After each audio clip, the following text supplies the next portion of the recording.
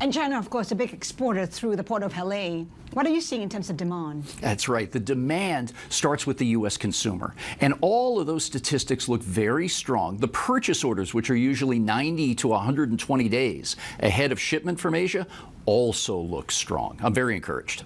Countries of origin for the cargo that you're seeing, has there been a shift? Yes. China was 57% of our business in 2022, dropped to 53%. And in the years ahead, I see that settling in the mid-40s, although a dominant trading partner.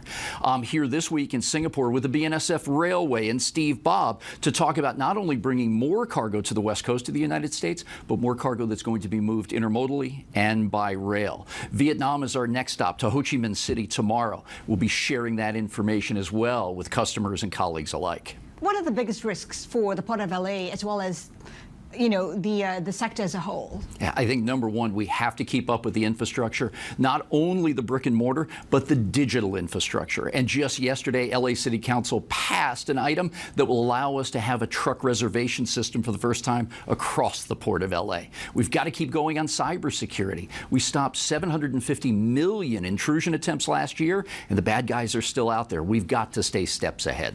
You know, for the Port of LA, you're seeing Costco, China's Costco, building a big container port nearby, I think to the south in Peru. How are you assessing the impact of that and how that might change trade? It'll be interesting. While our strength is in the Trans-Pacific market, as you know, we do a lot of business on perishable commodities, fruit and vegetables from the west coast of South America. We believe that this is going to boost trade capabilities in the area.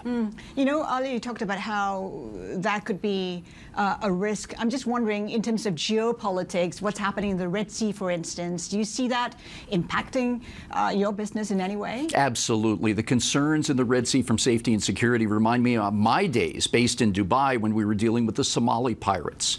Cargo owners are telling me that they're shifting 2, 3, 5% of their business away from that area.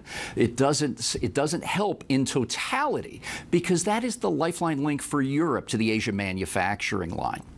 On the Panama Canal side, there's drought issues and more cargo moving by the West Coast, and an East Coast labor negotiation that's taking place now with a deadline of May 17th.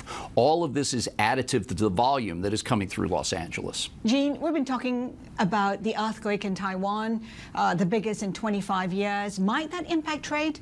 Our thoughts and prayers go to the people on the east coast of Taiwan right now. But as Bob just said on the interview, realistically, with ports of Kaohsiung and Keelung both look operable right now, and the population center in Taipei appears to be safe, we'll be watching this very closely.